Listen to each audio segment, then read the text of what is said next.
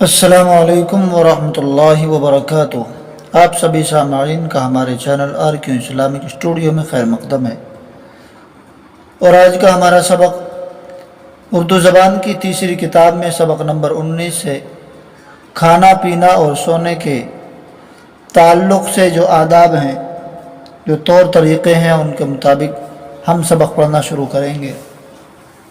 سبق کا آغاز کرتے ہیں۔ بسم اللہ الرحمن الرحیم۔ کھانا پینا اور سونا۔ انسان غذا کی بدولت تازہ و توانا ہوتا اور بڑھتا ہے۔ اس کی خوراک کی خاص چیزیں گیہوں، چنا، چاول، میوہ، ساگ پات، دودھ، گھی ہیں۔ انسان بخوبی زندہ رہ سکتا ہے اگر حیوانی اور نباتی غذا ملا کر کھاتا رہے۔ حیوانی غذائیں وہ ہیں جو حیوانات کے جسم سے حاصل ہوتی ہیں، مثلا دودھ، گھی وغیرہ۔ نباتی غذائیں وہ ہیں جو درختوں سے یا سبزہ سے پیدا ہوتی ہیں۔ درخت اور سبزہ سے جو خوراک آدمی کو ملتی ہے، ان میں سے بعض تخم ہیں، مثلا گیہوں، چنا، مٹر، ماش، مونگ وغیرہ۔ بعض پھل ہیں، مثلا کدو، ترئی، بینگن، خربوزہ، تربوز وغیرہ۔ بعض جڑیں ہیں جیسے گاجر، آلو، شلغم، چقندر، پیاز وغیرہ۔ بعض پتے ہیں جیسے میتھی، پالک، سویا، پودینہ، ہرا دھنیا وغیرہ۔ بعض پھول ہیں جیسے گوبھی کا پھول، کچنال کی کلیاں وغیرہ۔ حیوانی غذائیں اور غلہ آدمی کی اصلی خوراک ہے، کیونکہ ان سے گوشت پوست اور ہڈی کو مدد پہنچتی ہے، مگر ترکاریاں اور ساگ ایندھن کا کام دیتی ہیں۔ وہ بدن میں حرارت بڑھاتی ہیں، اس حرارت سے کھانا ہضم ہوتا ہے اور آدمی زندہ رہتا ہے۔ اگر ہری ترکاری بالکل نہ ملے تو بعض بیماریاں پیدا ہو جاتی ہیں۔ دودھ نہایت لطیف و نفیس غذا ہے۔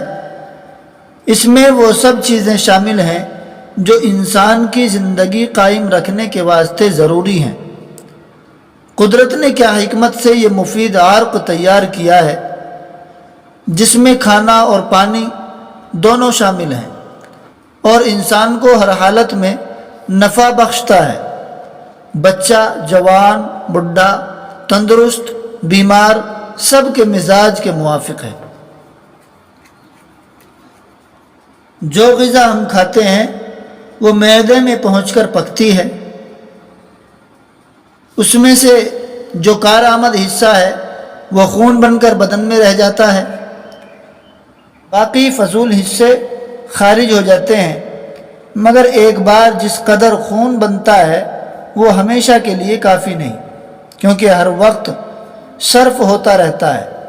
کچھ حصہ سانس اور پسینے کی راہ سے باہر نکل جاتا ہے۔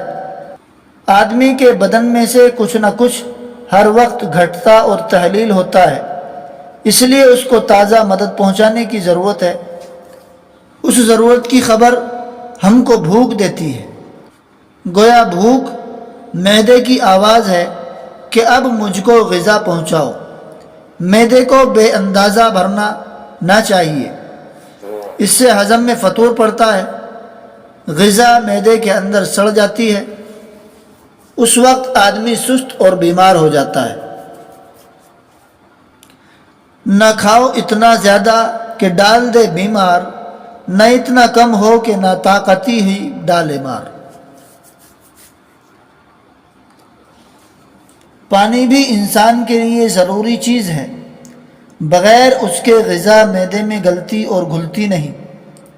جب معدہ اور بدن کو پانی کی خواہش ہوتی ہے تو ہم کو پیاس لگتی ہے۔ نہایت صاف ستھرا اور ٹھنڈا پانی پینا چاہیے۔ گندا اور ناصاف پانی آدمی کی صحت میں خلل ڈالتا ہے۔ چائے اور قہوے کا پانی بھی مفید ہے، مگر نشیلی چیزوں کا پینا نہایت مضر ہوتا ہے، اس سے ہمیشہ پرہیز واجب ہے۔ بعض آدمیوں کو تمباکو پینے یا کھانے کی لت پڑ جاتی ہے، اس سے کچھ فائدہ نہیں، جو دام اس میں صرف ہوتے ہیں وہ محض بیکار جاتے ہیں۔ اس کے علاوہ بڑی مضرت یہ ہے کہ وہ آدمی کے دماغ اور نگاہ کو خراب کرتا ہے۔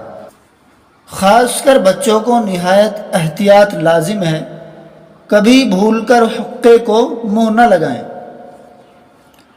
آدمی کی زندگی کے لیے سونا بھی ایسا ہی ضروری ہے جیسا کہ کھانا اور پینا۔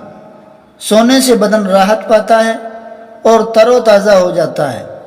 اگر راحت میسر نہ آئے تو آدمی مر جائے۔ جوان کی بنسبت بچوں کو سونے کی زیادہ حاجت ہے۔ بچہ جتنا چھوٹا ہوتا ہے اسی قدر زیادہ سوتا ہے۔ سوتے میں ہم اکثر خواب دیکھتے ہیں۔ خواب کیا ہے؟ وہ ہمارے ہی خیالات ہیں جو اس وقت ہمارے دماغ میں گزرتے ہیں۔ یاد کرتے ہیں اس کے ہجے اور معنی۔ توانا، اس کے معنی ہے طاقتور۔ حیوانی، اس کے معنی ہے جانور۔ نباتی، اس کے معنی ہے سبزہ سے حاصل ہونے والا۔ تخم، اس کے معنی ہے بیج۔ ہضم، اس کے معنی ہے گلنا۔ لطف، اس کے معنی ہے مہربانی، لذت۔ حکمت، اس کے معنی ہے تدبیر، دانائی۔ تحلیل، اس کے معنی ہے گھل جانا۔ فطور، اس کے معنی ہے خرابی، بنیاد۔ مضر، اس کے معنی ہے نقصان دینے والا۔ مضرت، اس کے معنی ہے نقصان۔ علاوہ، اس کے معنی ہے علیحدہ، الگ۔ آج کا ہمارا سبق یہیں پر مکمل ہوا۔ امید ہے کہ ہماری ویڈیو آپ کو پسند آئی ہوگی۔ ویڈیو پسند آئی ہو تو ویڈیو کو لائک کریں، کمنٹ کریں، اپنے دوستوں میں شیئر کریں اور ہمارے چینل RQ اسلامک اسٹوڈیو کو سبسکرائب کریں۔ السلام علیکم ورحمۃ اللہ وبرکاتہ۔